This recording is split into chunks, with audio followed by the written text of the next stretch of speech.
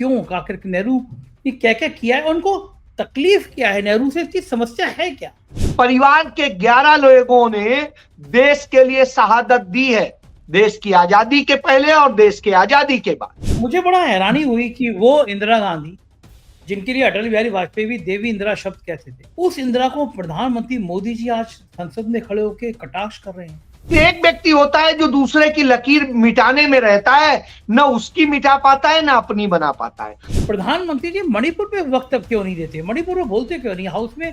वो बात करते हैं कांग्रेस के पेट में पाप है, तो साहब पाप कांग्रेस के पेट में है या नरेंद्र मोदी के है? 55 साल यदि गांधी परिवार को और नेहरू परिवार को इस देश की जनता ने राज दिया, तो इस देश की जनता ने चुना, तो ये तो कह के वो उस जनता का अपमान कर रहे हैं।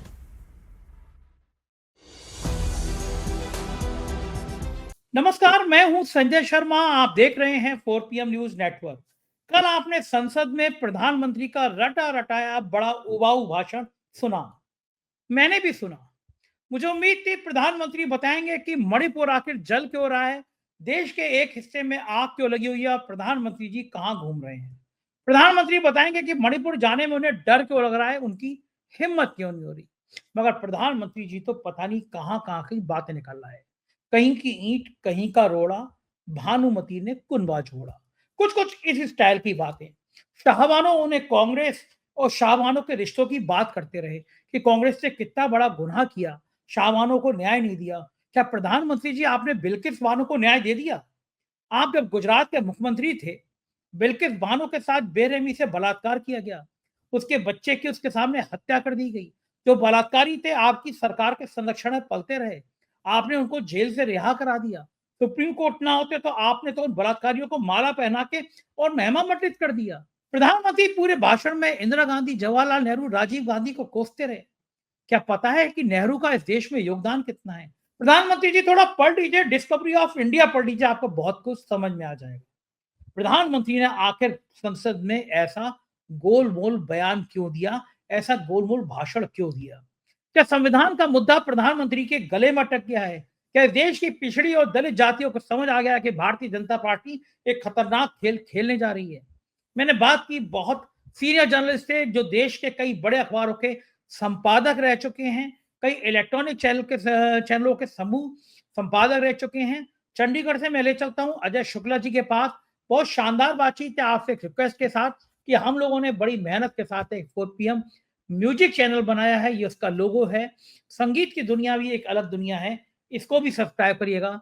चलते हैं अजय शुक्ला जी के पास। 4 PM न्यूज नेटवर्क में स्वागत है अजय शुक्ला जी आपका। संसद में गर्मा गर्म बहस हुई संविधान के मुद्दे पर। मुझे लग रहा था कि चूंकि इतनी इंपॉर्टेंट बहस है और बड़ी बड़ी अच्छी चीजें निकल के आनी चाहिए, और मुझे लग रहा था कि प्रधानमंत्री कम से कम इस बार बताएंगे कि मणिपुर में चल क्या रहा है, मणिपुर में आखिर हिंसा थम क्यों नहीं रही है, मणिपुर में लगातार हिंसा क्यों हो रही है, 2 साल से देश का एक राज इतना अशांत क्यों है। लेकिन प्रधानमंत्री जी भी गजब के हैं। फिर निकल आया कि हम जो संसद में हैं 10 सूत्रीय 11 सूत्रीय मामला तय करेंगे, और सारी सारी वो जो उनकी कहानियां होती हैं वो कहानी की गई। लेकिन मैं जानना चाहता हूं कि प्रधानमंत्री ने अप्रत्याशित रूप से नेहरू जी, इंदिरा जी, राजीव जी, राहुल चलो आप जीवित हैं, आपसे छोटे हैं, आप कुछ भी हमला करिए, लेकिन नेहरू से मुझे समझ में नहीं आता प्रधानमंत्री जी को, राष्ट्रीय स्वयंसेवक संघ को, नेहरू जी से इतनी क्या समस्या है जो प्रधानमंत्री ने जिन शब्दों का इस्तेमाल किया हाउस में, मुझे व्यक्तिगत तौर से लगता है कि ये शब्द नहीं बोले जाने चाहिए थे। आपको क्या लगता है कि इस देश के लिए नेहरू का कोई योगदान नहीं था? क्या नेहरू को इतने आसानी से भुलाया जा सकता है? या इंदिरा गांधी को ओवरलुक किया जा सकता है? आपके प्रधानमंत्री के भाषण पे आपका क्या कहना है? देखिए, मैं जब भाषण को उनका मैंने सुना तो नहीं था, लेकिन मैंने उनके पूरे भाषण को पढ़ा, उसका टेक्स्ट पढ़ा, और जो टेक्स्ट पढ़ा उसके मुताबिक मैं कह सकता हूं कि नरेंद्र मोदी भारत के प्रधानमंत्री नहीं है, नरेंद्र मोदी भारतीय जनता पार्टी के प्रधानमंत्री हैं। उनके भाषण से यह बात वो खुद साबित करते हैं। वो कहते हैं कांग्रेस पार्टी ने 6 दशक में 75 बार संविधान को बदला। संविधान नहीं बदला, संविधान के द्वारा दी गई व्यवस्था के तहत उसमें संशोधन किया, सुधार किया, जो वक्त की जरूरत होती है, जिसे करना जरूरी होता है। नरेंद्र मोदी के मुख्य सलाहकार, जो अब इस दुनिया में नहीं है, उन्होंने खुद अपने वक्तव्य में मुख्य सलाहकार रहते हुए कहा था कि यह संविधान अब व्यर्थ हो चुका है और इसे बदलकर नया संविधान लाने की जरूरत है। आप सोचिए, नरेंद्र मोदी का सलाहकार यह कहता है, नरेंद्र मोदी के तमाम सांसद ये कहते हैं, नरेंद्र मोदी के मंत्री ये कहते हैं, और जब यह सब कहते हैं उस स्थिति में आप क्या कहेंगे? और यहां तक कि उनके विचारधारा के प्रमुख गुरु, जो भी कहिए आज की डेट में, मोहन भागवत यही बात कह रहे थे। तो जब यह सारी बात थी, जनता यदि 240 पे न ले आती, या कहें विपक्ष इस बात को जनता तक न पहुंचा देती कि यह साजिश की जा रही है, तो शायद ये 240 पे नहीं आते, और नहीं आते तो 400 पार पर ये क्या करते, आप समझ सकते हैं। अब आता हूं कि जो प्रधानमंत्री, भाजपा के प्रधानमंत्री नरेंद्र मोदी ने जो कहा, वो कहा कि 75 बार बदला, और फिर कहते हैं 370 35 से, तो 370 भी संविधान में था और 35 से भी था। तो स्वाभाविक सी बात है, जब बदलने की बात कहते हैं तो आप क्या बदल रहे हैं? और इसके द्वारा हम दे करके ही हम जम्मू कश्मीर को भारत में लेके आए थे, नहीं तो राजा हरि सिंह ने पाकिस्तान के चार्टर पर साइन कर दिया था। वो भारत के साथ नहीं आए थे 15 अगस्त 1947 को।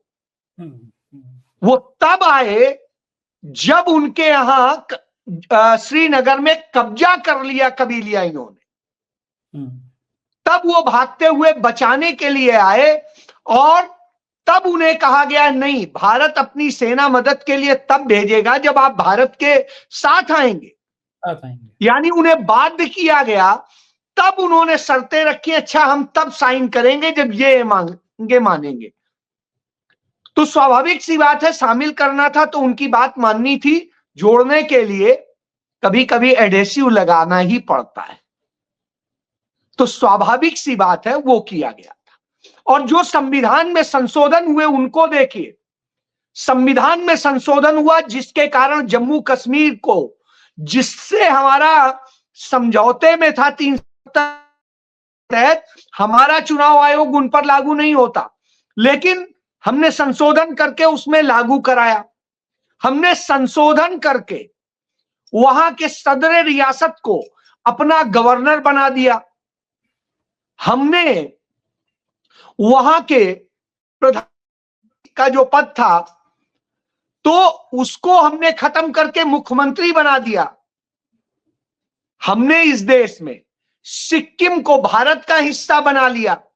हमने संशोधन करके नेफा को चीन के मुंह से छीन के हमने भारत का अरुणाचल प्रदेश बना लिया। हमने, जैसा मैंने बताया, चीन से छीन के हमने सिक्किम को भारत का हिस्सा बनाया। हमने पुर्तगाल से छीन के गोवा को भारत का हिस्सा बनाया। हमने फ्रांस से छीन के पौंडचेरी को भारत का हिस्सा बनाया। इसी तरीके से तमाम सारे हो, नॉर्थ ईस्ट के तमाम हो, लक्षद्वीप हो, दूसरे और जगह हो, तो हमने इस तरीके, दमन दीव दादर नगर हवेली हो, ये सब करके हमने कितना किया। तो इससे आप यह समझ लीजिए वह किया। और फिर आप देखिए, प्रियंका गांधी ने संसद में बता दिया था कि जिसका नाम, पहले ही वो कह चुकी थी, जिसका नाम अपनी जरूरत के लिए तो आप बार बार लेते हो, लेकिन वैसे नाम लेने में भी हिचक होती है, जिसने भारत की आजादी में सबसे अहम योगदान दिया है। मैं नहीं कह रहा हूं, सरदार वल्लभ भाई पटेल ने जो चिट्ठी लिखी उसमें लिखा आपसे ज्यादा इस देश के लिए त्याग और बलिदान करने वाला और कोई नहीं। ऐसी स्थिति में मेरे अशेष जीवन के लिए मेरी पूरी कर्तव्य निष्ठा और वफादारी आपको प्राप्त होगी। तो आप इससे समझ लीजिए कि वो ये सर्टिफाई कर रहे हैं जिन्हें ये कहते हैं। थर्ड मैं ये कहूंगा, उन्होंने जिस तरीके से लांछन लगाया उस लांछन पे आप आ जाइए। जब वो कहते हैं कि कांग्रेस जो है संविधान संशोधन का खून के जो प्यासे होते हैं, जिन्होंने गुजरात के दंगे कराए, जिन्होंने साबरमती एक्सप्रेस में कैसे अंदर से आग लगवाई और न जाने क्या क्या गुनाह किए हैं, हजारों हजार निर्दोष लोगों की मौत के कारण है, हजारों हजार लड़कियों के रेप के कारण है, वो खून की ही तो बात करेंगे और क्या करेंगे। किसी सभ्य भाषा में तो बात नहीं कर सकते हैं। वो जब कहते हैं कि 6 दशक में संविधान, तो जैसे मैंने बताया हर बार संविधान सकारात्मक अंदाज में बदला गया और बदला नहीं गया, संविधान में ऐड किया गया है, बदला नहीं गया है।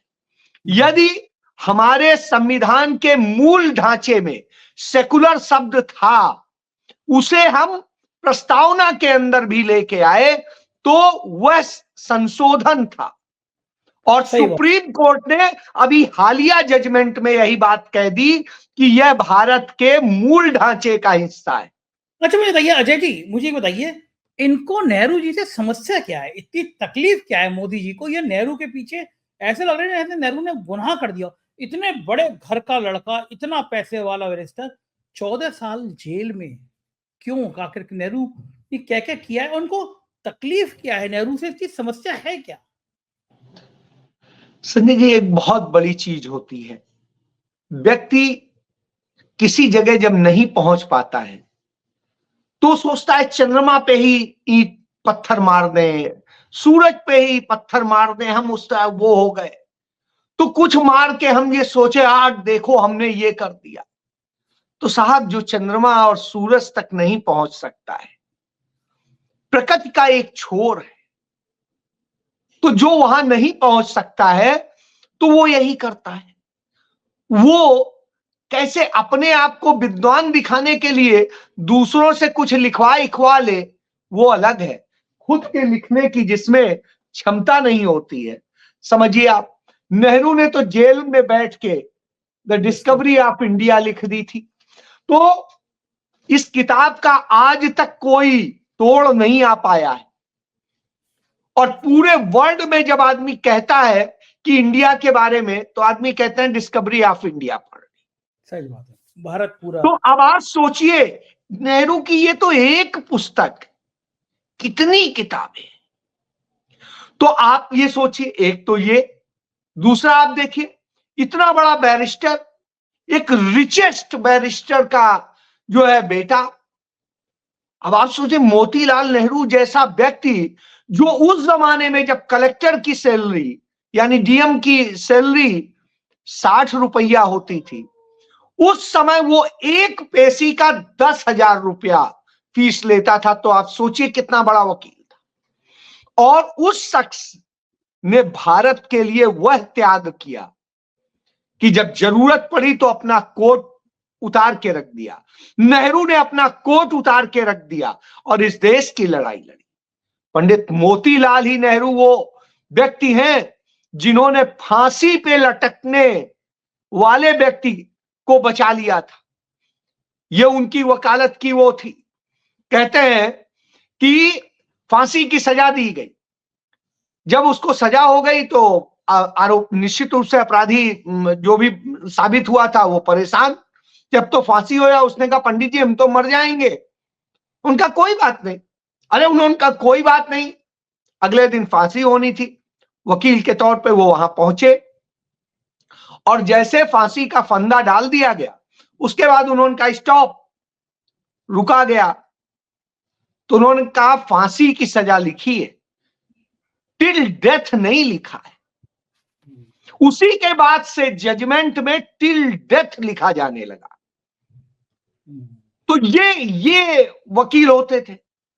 तो आप इससे समझ सकते हैं ऐसे व्यक्ति को, और उस आदमी ने सब कुछ छोड़ा, अपना घर, अपनी जमीन जायदाद सब इस देश को दे दिया। आज सोच नहीं सकते हैं उसकी दी हुई संपत्ति कितने लाख करोड़ की होगी, उसकी आप तुलना नहीं कर सकते। चाहे दिल्ली की संपत्ति हो, चाहे इलाहाबाद की संपत्ति हो, या देश के और जगहों की संपत्ति हो, कश्मीर से लेके सब जगह। तो आप इससे समझिए जिन्होंने सिर्फ देश को दिया, ये दिया, परिवार के 11 लोगों ने देश के लिए शहादत दी है, देश की आजादी के पहले और देश के आजादी के बाद।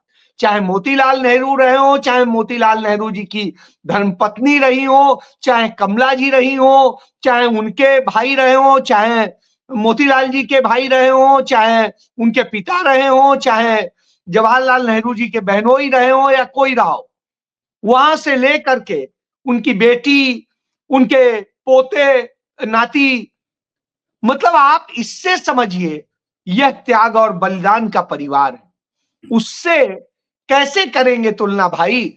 जब उसके भुनगे के बराबर नहीं जा सकते हैं तो उस पे पत्थर ही मार के अपने को चर्चा में ले आइए, क्या बनाएंगे? मुझे बड़ा हैरानी हुई कि वो इंदिरा गांधी, जिनके लिए अटल बिहारी वाजपेयी भी देवी इंदिरा शब्द कहते थे, कभी इंदिरा जी के लिए एक शब्द नहीं कहा। दुर्गा कहा था, दुर्गा, माँ दुर्गा कहा था उन्होंने। उस इंदिरा को प्रधानमंत्री मोदी जी आज संसद में खड़े होकर कटाक्ष कर रहे हैं।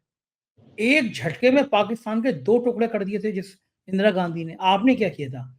आप तो पाकिस्तान में जहाज उतार के नवाज शरीफ को हैप्पी बर्थडे कहने चले गए थे, बिरयानी खाने चले गए थे, और उस इंदिरा गांधी ने पाकिस्तान के 2 टुकड़े करके बांग्लादेश बना दिया था। आपने बांग्लादेश के लिए क्या किया? आज बांग्लादेश आपको आंखें दिखा रहा है। उस इंदिरा के लिए संसद में ऐसा बोलना, मोदी जी को हो क्या गया? क्या लग रहा है 75 आते आते कुछ मामला गड़बड़ा गया क्या?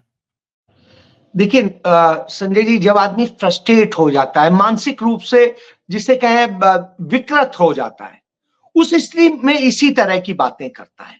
उसे व्यक्ति की अच्छाइयां नहीं दिखती। मेरे सामने संजय शर्मा बैठे, मुझे संजय शर्मा में सब अच्छा अच्छा दिख रहा है, किसी को इसी संजय शर्मा में सब खराब दिखाई देगा। मुझे क्यों दिख रहा है? क्योंकि मैं अच्छी चीजों को देखना चाहता हूं, उसे अंगीकार करना चाहता हूं, और मैं चाहता हूं कि जो मैं नहीं सीख पा रहा हूं उनसे सीख लूं और मैं और बेहतर बन जाऊं। नहीं, एक चीज कही जाती है, एक व्यक्ति होता है जो अपनी लकीर को इतना बड़ा कर देता है कि दूसरे की लकीर छोटी हो जाए, लेकिन एक व्यक्ति होता है जो दूसरे की लकीर मिटाने में रहता है, न उसकी मिटा पाता है, न अपनी बना पाता है। आज तक मैं नरेंद्र मोदी पे बात करूं उसके पहले, उनकी हर बार क्या होती है, पहला दूसरा ऐसा प्रधानमंत्री है जो पंडित जवाहरलाल नेहरू के बराबर तीसरी बार प्रधानमंत्री बना है। अरे उन्हें पता ही नहीं है, पंडित जवाहरलाल नेहरू 5 बार प्रधानमंत्री रहे भाई, इतने बार नहीं। प्लीज आप जान लें, देश की आजादी के पहले बनाए गए, देश की आजादी के बाद में प्रधानमंत्री बने, फिर चुनाव हुआ, फिर प्रधानमंत्री बने, उसके बाद दोबारा चुनाव हुआ, फिर प्रधानमंत्री बने, फिर तीसरी बार बने। तो यह जान लीजिए, इंदिरा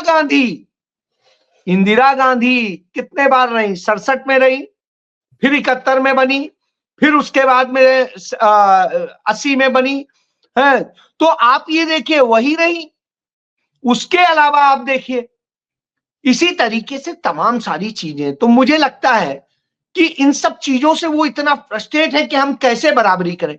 भाई पंडित नेहरू ने गेल, भेल, सेल, IIT, IIM, जो भी इंडियन ऑयल, भारत पेट्रोलियम, उसके अलावा जो और भी बहुत सारी चीजें, ONGC और न जाने क्या क्या, इसरो, परमाणु, वो भाभा एटॉमिक एनर्जी, और मतलब मैं गिना नहीं पाऊंगा, इतने PSU, इतना वो बना के खड़ा किया। उस समय जिस देश में खाने को रोटी नहीं थी, खाने के लिए अनाज नहीं था, उस समय ये करके दिखा दिया।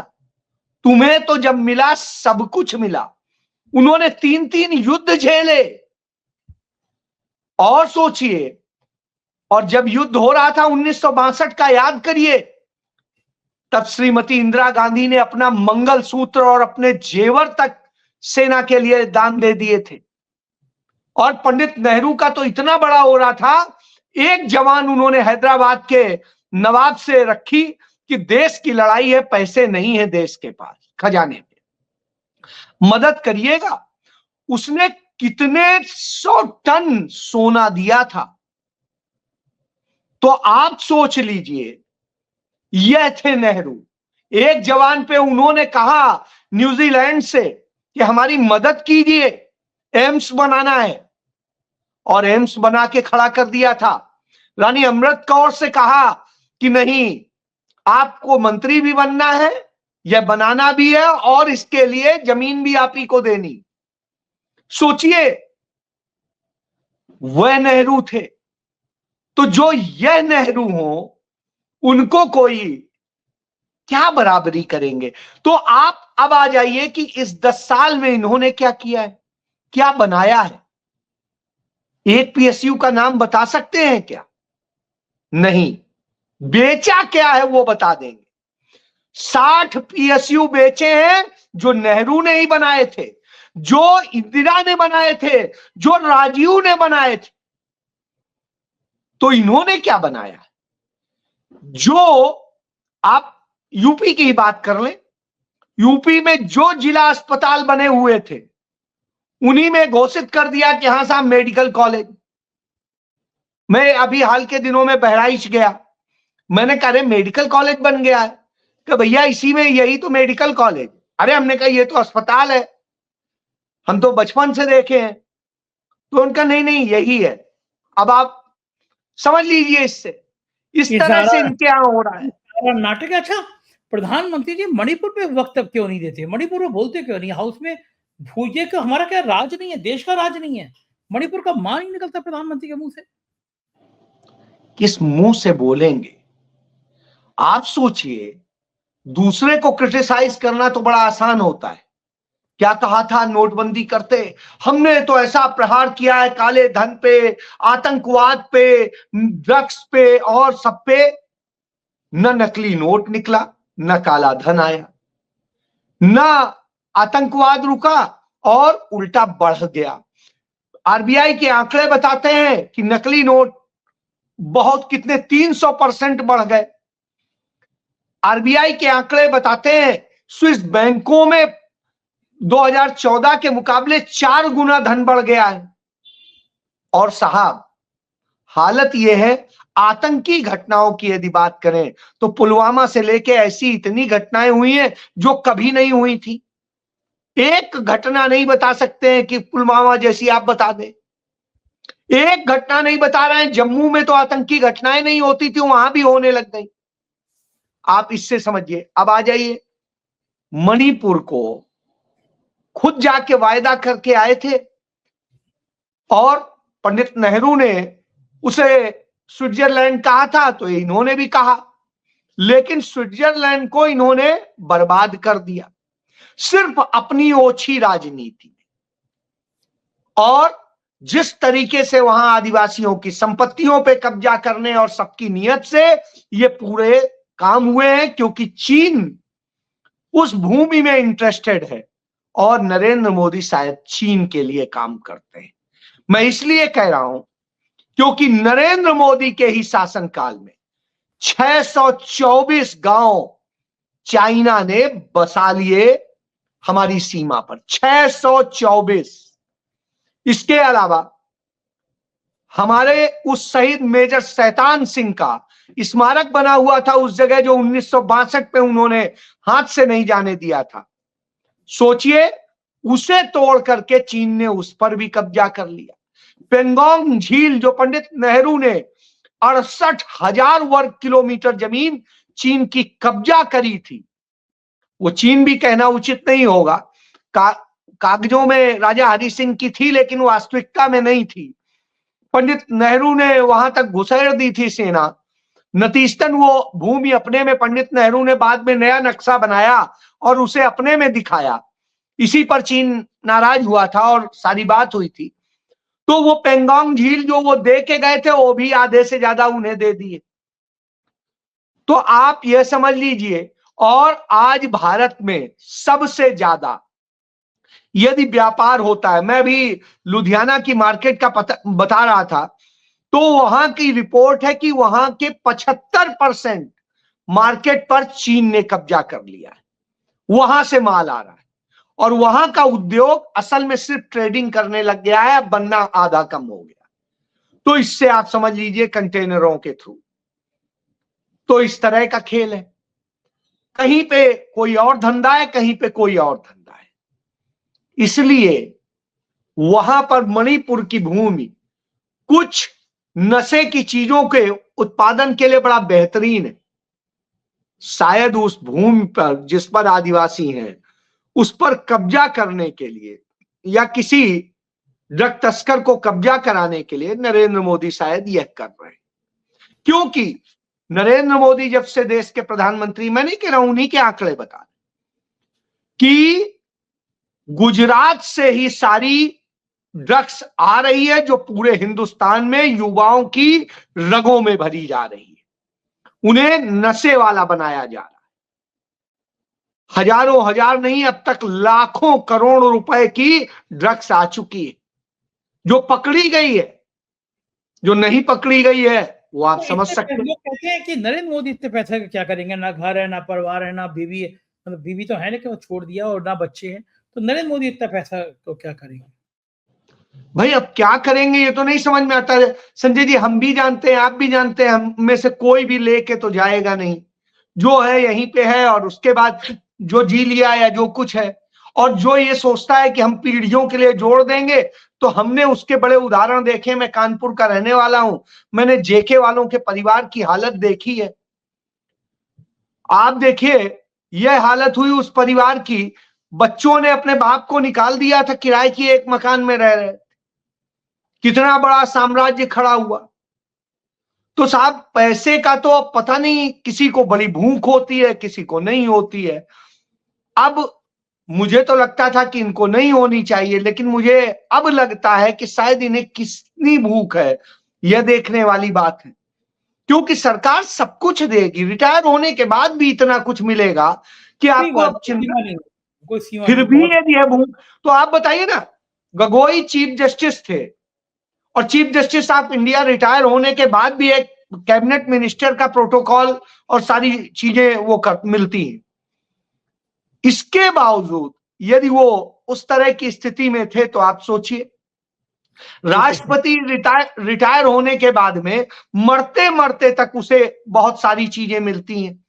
फिर भी आज हम कोविंद को देख रहे हैं, मेरे पड़ोसी भी हैं कानपुर में, तो साहब मैं ये देख रहा हूं आज वो कि तमाम कार्यक्रमों में उस तरह से जा रहे हैं कि हाँ साहब कहीं के कन्क्लेव हो रहा है उसमें जा रहे हैं। वो करते घूम रहे हैं जो भारत में कभी नहीं हुआ था कि एक राष्ट्रपति किसी कमेटी का चेयरमैन बने। अरे भाई, राष्ट्रपति जो रह लेता है, राष्ट्रपति मीन राजा का एक रूप है हमारे यहाँ, और उसके रूप में वो रिटायर होता है, तो उसको जो मौजूदा राजा होता है उसका वो सीनियर होता है, उसको सम्मान अलग मिलता है, लेकिन वो अपने सम्मान खोते खुद घूम रहे हैं। तो ये बदलता हुआ भारत है, ऐसा भारत है जिसमें कल्पना नहीं की थी। बिल्कुल। तो ये आप समझ लीजिए ये है स्थिति। इसीलिए नरेंद्र मोदी का ये फ्रस्ट्रेशन बोल रहा है, मुझे लगता है, और इतना फ्रस्ट्रेशन हो गया क्योंकि वो बात करते हैं कांग्रेस के पेट में पाप है। तो साहब पाप कांग्रेस के पेट में है या नरेंद्र मोदी के है?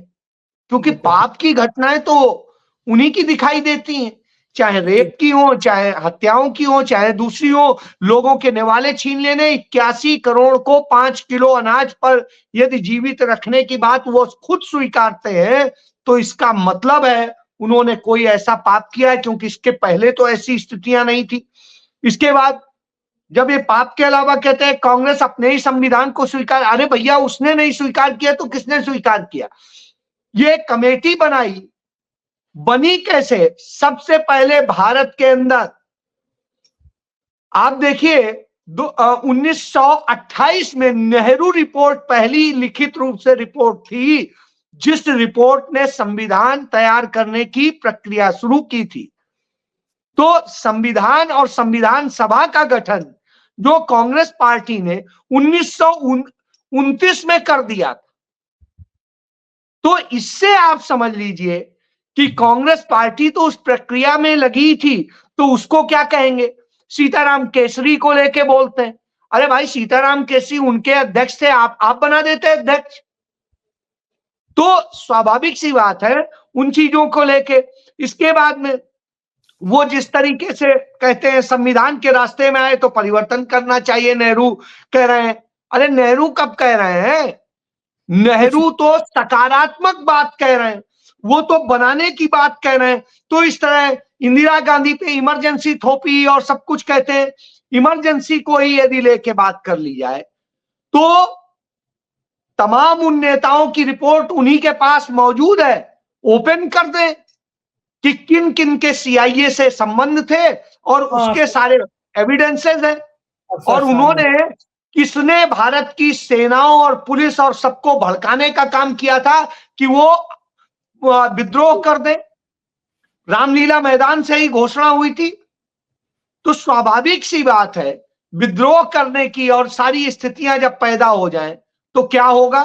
तो क्या उस पर वो नहीं होना चाहिए था?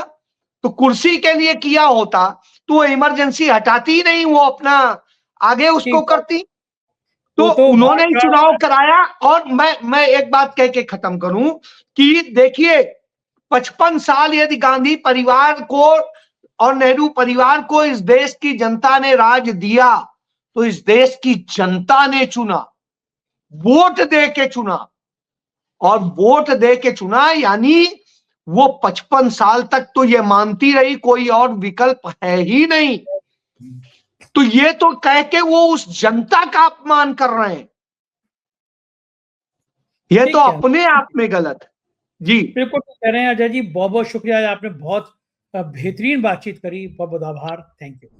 ये थे अजय शुक्ला जी और मुझे यकीन है आपको ये बातचीत पसंद आई होगी।